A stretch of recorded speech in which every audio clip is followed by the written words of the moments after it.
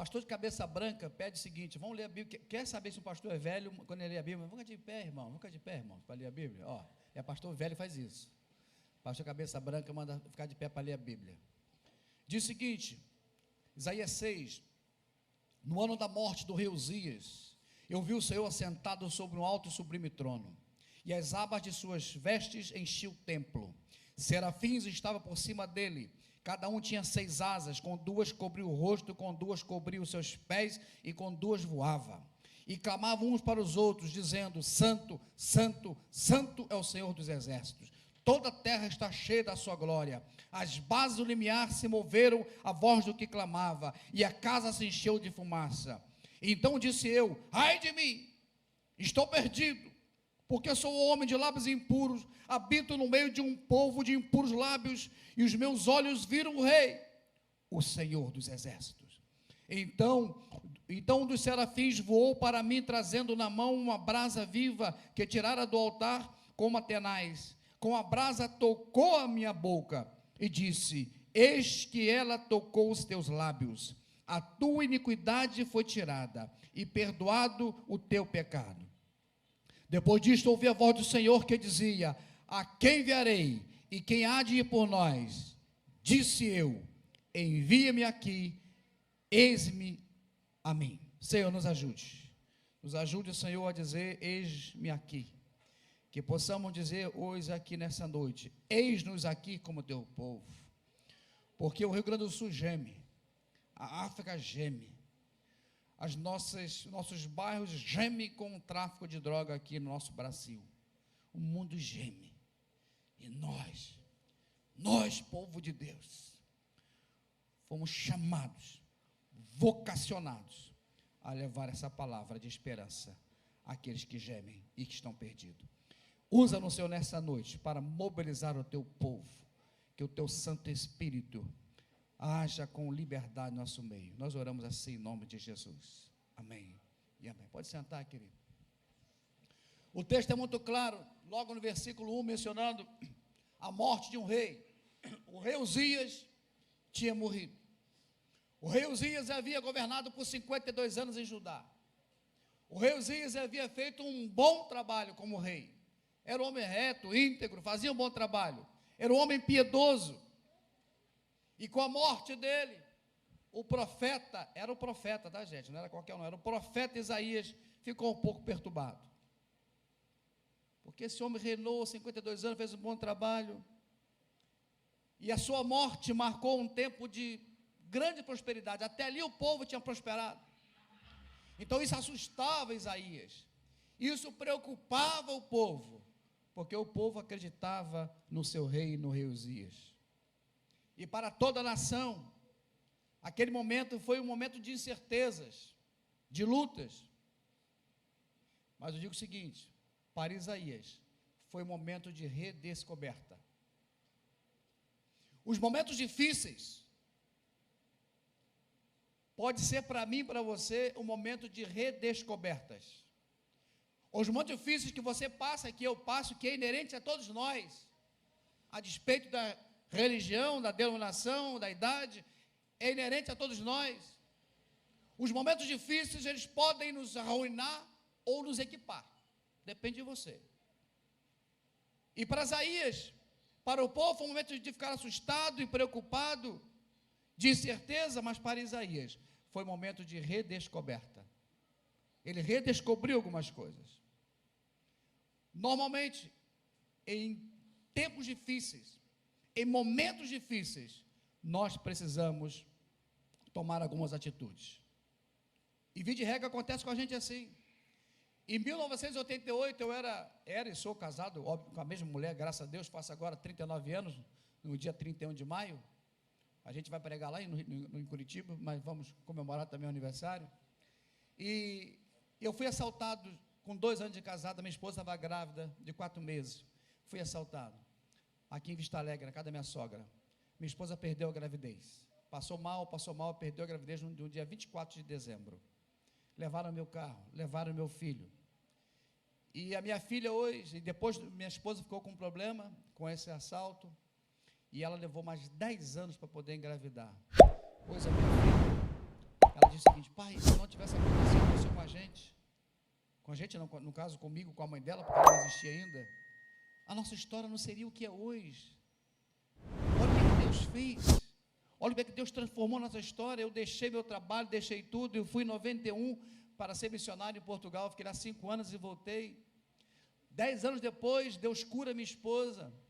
Deus tinha dado uma palavra que ela seria mãe de muitos, mas a idade estava chegando, não havia nenhum filho, quanto mais muitos. E em 1998, 12 anos depois de casado, nasce a Júlia, que hoje tem 26 anos, casada, me deu um netinho lindo, rapaz, tricolor igual a mim, um netinho. A foto dele, eu botei uma fotozinha dele na internet, já foi 100 e varada de curtição. Eu falei, rapaz, fiquei assustado com aquilo. Tem meia dúzia de gato pingado na internet, botei uma fotinha dele, falei, minha criança, uma atenção. Mas porque ele é lindo, igual o avô. Igual o avô que estou falando, o pai do meu genro, calma. Pai do meu genro. Mas Deus mudou a minha história. Dessa tragédia, Deus fez uma bênção. Fui para Portugal trabalhar com dependentes químicos, voltei ao Brasil depois para montar uma comunidade, montamos uma comunidade chamada Servo, que tinha uma festa lá no 1º de maio, que tinha 5.000 pessoas, e tratamos gente de tudo que é até Barra de São Gonçalo, gente do Brasil e fora do Brasil. Mas Deus tinha dado uma palavra para minha esposa, que seria a mãe de muitos. Deus cura minha esposa engravida, tem a Júlia. Depois de um certo tempo, de novo, eu achei que querer, está engordando, mulher, a barriga cresceu de novo, mais um, João Vitor, garoto bonito, rapaz. Igual a mãe, parece com o pai, mas é bonito igual a mãe, parece o meu segurança. Mas 2 filhos não são muito, 2 filhos, eu já estou aí com 35 anos, 36 anos, não dá mais para ter um monte não. Falei, mulher, essa palavra de Deus aí. E hoje nós temos 150 crianças na África que nos chamam de pai e mãe. Nós temos viúvas, que inclusive algumas mais velhas que a minha esposa chamam ela de pai e nos chamam de pai e mãe. Nós temos um grupo de WhatsApp com ex-mendigo de São Gonçalo, do Brasil, da Baixada Fluminense, com ex-traficante que nos chama de pai e mãe. Deus nos deu muitos filhos. Deus transformou um momento difícil de luta e de perda em uma grande bênção. Eu penso que até aquele momento Isaías colocava toda a sua segurança no Uzias, no rei Uzias. Estava do lado do rei Uzias, estava tudo bem, ele de alguma forma estava tranquilo. Eu penso que Isaías, a Bíblia não fala isso, que o Isaías, ele de alguma forma descansava ali com o rei Uzias. Mas Uzias morreu, sabe por quê? Os reis morrem. Os presidentes morrem, do Brasil ou qualquer outro lugar, passam. Nós, pastores, vamos passar. Mas aquele que confia no Senhor, o Senhor sempre estará onde sempre esteve. No controle de todas as coisas, no comando de todas as coisas, no centro de todas as coisas. Só que Isaías não estava vendo, porque para que está vendo? Estou aqui com o rei Uzias, estou bem aqui. Irmãos, para mim, a pessoa fala, mas o governo de Moçambique não faz, mas eu estou tentando fazer com o que eu posso fazer aqui. Eu continuo crendo em Deus. Entra governo A ou governo B. Para mim é diferente. Eu continuo crendo em Deus. Eu continuo olhando para Deus, porque Ele está no controle de todas as coisas. Eu continuo servindo a Deus. Eu continuo militando há 30 e tantos anos já, militando as causas do Senhor Jesus. Ele sim, eu sou militante. Mas infelizmente a gente só dá atenção a Deus quando a gente se decepciona com algo ou que a gente perde algo. Eu perdi o meu filho. Então eu falei, Senhor, eu não posso odiar esses dependentes químicos. Eu fui assaltado por 4 jovens drogados. Eu não posso odiar esses dependentes químicos. Hoje eu sou um filho de Deus, preciso fazer diferente. E pedir a Deus amor. E hoje eu tenho muitos filhos que me chamam de pai, que vieram do mundo das drogas, porque Deus me ensinou a amar esse povo. Aquele que tinha atenção de Isaías morreu. Isaías então olhou e conseguiu ver Deus, teve um encontro com Deus. Eu peço agora em nome de Jesus a Deus, eu profetizo na vida de vocês que morra tudo aquilo que tira de vocês o foco e a atenção de Deus. E peço que morra na minha vida também. Não permita que nada deste mundo tire de você a atenção do Deus criador do céu e da terra, do Deus que chama estrela por nome. Olha que o poder, Deus poderoso, o Deus que é uma graça tremenda, que escancara as portas da eternidade para o mais miserável pecador, e Ele, pela sua infinita graça, escancara as portas do céu para mim e para você. Então eu espero que tudo que tira sua atenção seja removido em nome de Jesus, caia por terra em nome de Jesus. E eu queria pensar com vocês 3 coisas rapidamente, para que a gente possa aprender, para quando a nossa vida talvez virar um pouco de cabeça para baixo, quando a gente achar que está perdendo alguma coisa. Achei que estava perdendo, falei, poxa, eu tinha me convertido em 86, e em 86 mesmo entraram na minha casa, levaram tudo, pastor, tudo, não tinha nada que ligasse na tomada, eu não tinha roupa para trabalhar no outro dia, eu não tinha lençol para me cobrir para dormir, levaram tudo. Isso em 86 mesmo. E depois, em 88, foi assaltado, leva o meu filho. Tem uma pessoa que disse para mim assim: se eu fosse você, largava esse Deus, porque depois que você aceitou Jesus, sua vida só foi desgraça. E eu falava para ele assim: eu sei em quem tenho crido, eu sei em quem tenho crido, eu sei quem me chamou. E Deus foi me preparando, querido. Nós precisamos aprender a ver o que Isaías viu. No ano da morte de Josias, eu vi, olha o que Isaías diz: eu vi o Senhor assentado sobre um alto e sublime trono, as abas da sua veste enchiam o templo. Já estava ali há muito tempo, ele que não tinha visto, esperou talvez o rei morrer, que ele ficou agora meio, por onde que eu vou olhar? Opa, ele viu Deus onde sempre esteve. O Senhor reinava, e o Senhor reina, amém? O Senhor reinava. Ou você acha que quando as lutas vêm sobre a sua vida, o Senhor deixou de reinar? Algumas pessoas pensam que Deus esqueceu de nós. Não caiam nisso, porque senão vocês vão ser crente Belo Horizonte. Não sei se alguém conhece Belo Horizonte aqui. Sobe, desce, tem muito morro em Belo Horizonte. Sobe, desce, crente que está em cima, está embaixo, está em cima, está embaixo. Não, se você crê que Deus está no centro da sua vida, você vai andar firme. Deus sempre esteve onde esteve. Ele reinava e Ele reina. E quando Isaías viu isso causou um profundo impacto na sua vida, causou transformação na sua vida. Quando você vê, perceber, crer verdadeiramente que Deus está no controle de tudo, inclusive da sua vida, isso tem que te causar impacto, querido. Isso tem que causar impacto, isso causa impacto. Lembre-se, Deus não esquece de nós quando nós estamos no meio de uma aflição. O que parece uma tragédia para você, pode ser o início de uma nova trajetória. O que foi uma tragédia para mim, perder o meu filho, minha esposa grávida, o que foi uma tragédia naquele momento, que parecia ser, foi o início de uma nova trajetória. Deus me chama e falou assim: Léo, eu quero você a tempo completo. E eu deixei toda a minha vida aqui, casa, família, tudo que tinha, trabalho, e fui ser missionário. E estive lá 5 anos. O que é hoje um momento difícil para você? Para um pouquinho. Pode ser o início de uma nova trajetória na sua vida. Devemos tomar cuidado para não colocar coisas no lugar que só pertence a Deus. Cuidado com isso, que a gente coloca coisas, coloca pessoas no lugar que só pertence a Deus. Isaías viu a presença de Deus. A casa se encheu de fumaça, encheu o templo. Sabe por quê? Porque naquele momento Deus passa a ser a figura principal do templo.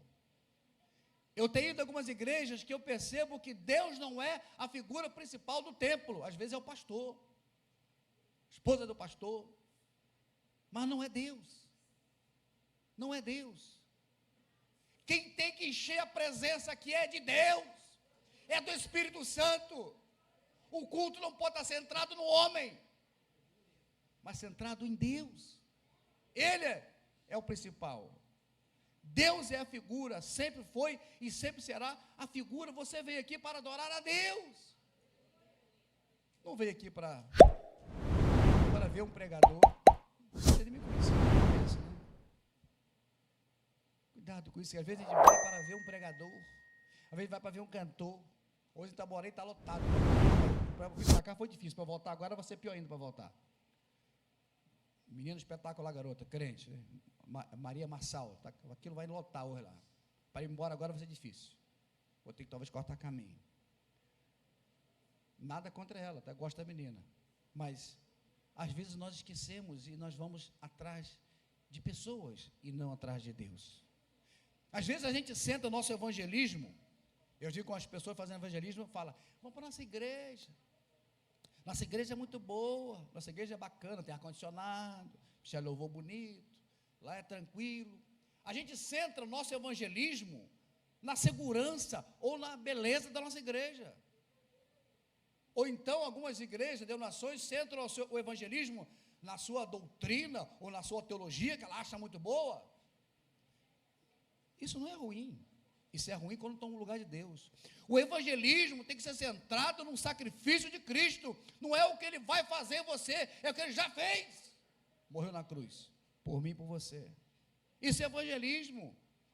A igreja que anuncia a ela mesma, a denominação que anuncia a ela mesma, essa denominação não é missionária. Ela está fazendo um merchan para ela. Mas não é, isso não é evangelismo. Isso é fazer merchan para a sua igreja.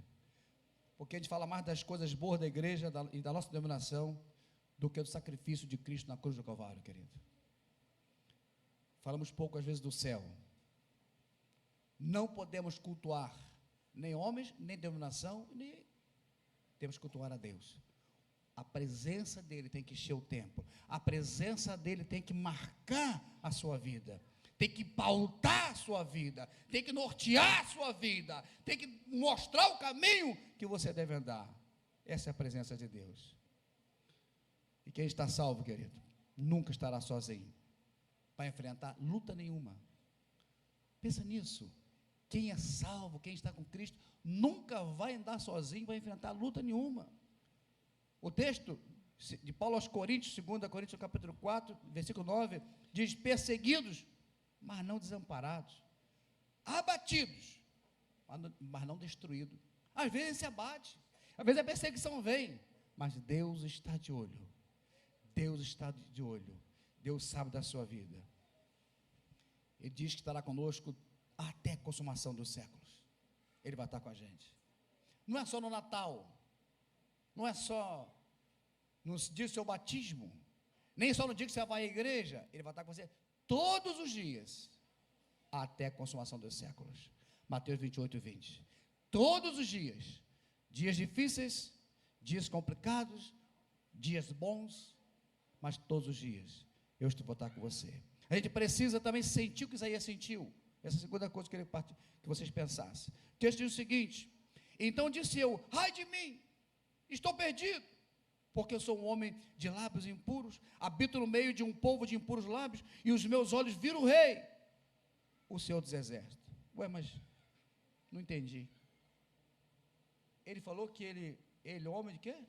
Ai de mim, estou perdido, porque eu sou um homem de lábios impuros. Mas não era profeta ele? Ele não era profeta? Profeta tem lábio impuro. Eu fui uma vez pescar com 2 pastores. Diz que segunda-feira é folga de pastor, e me chamaram, eu fui. Não tenho muita habilidade com isso não. E fiquei meio enjoado lá na Bahia. Aí quando um pastor era meu amigo, conheci o outro, tinha visto. Aí o cara começou a falar palavrão. Um pastor começou a falar palavrão. Eu fiquei assustado com aquele negócio, cara. Eu falei, não é possível, cara, eu não estou ouvindo isso.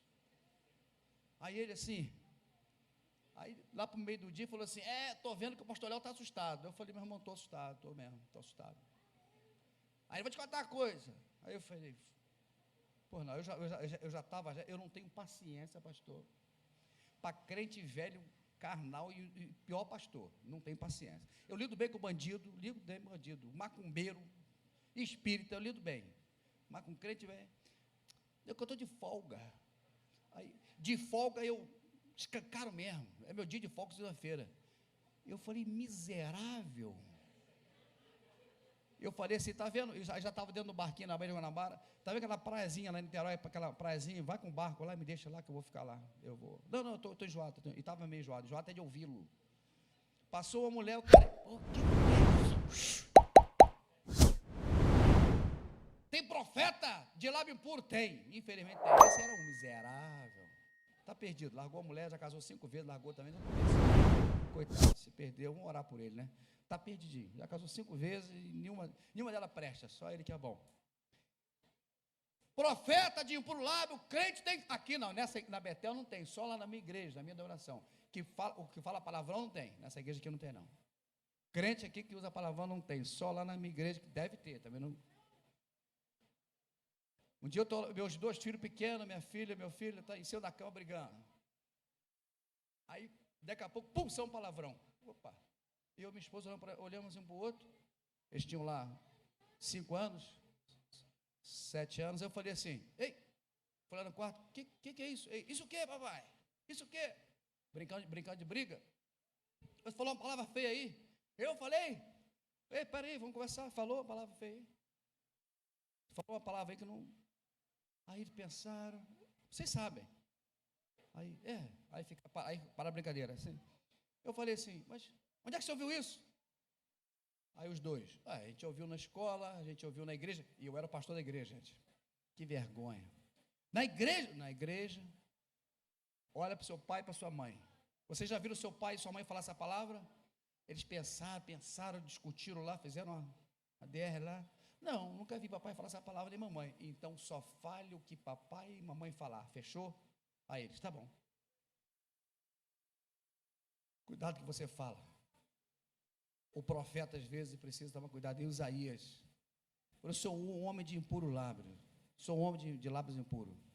Ele imediatamente percebeu que tinha problema dentro dele. Porque quando ele se aproxima de Deus, ele percebe que há em nós problemas que precisam ser tratados, precisam ser cuidados. Você precisa aprender a parar um momento, olhar para dentro de você, olhar para o seu coração, olhar para a sua vida, olhar para a sua família. E quando você se aproxima de Deus, você vê quem é Deus, porque Isaías viu quem é Deus, mas também viu quem ele era. Caramba, eu sou um homem de impuros lábios.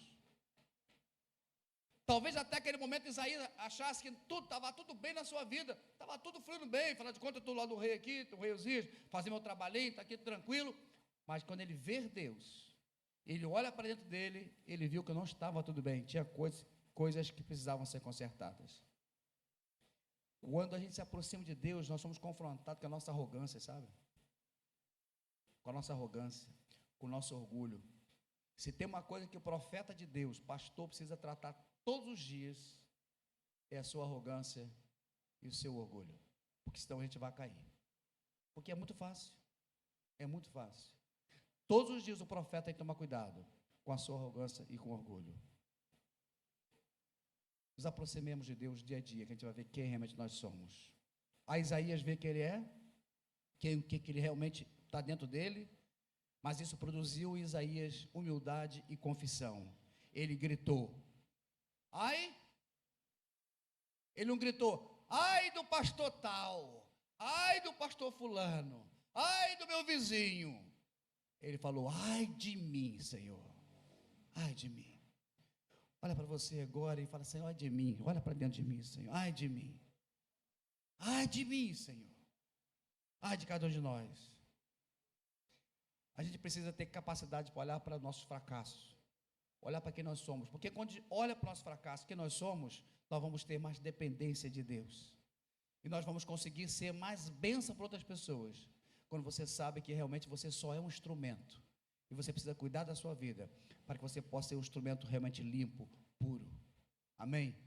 Deus nos deu poder para testemunhar, amém?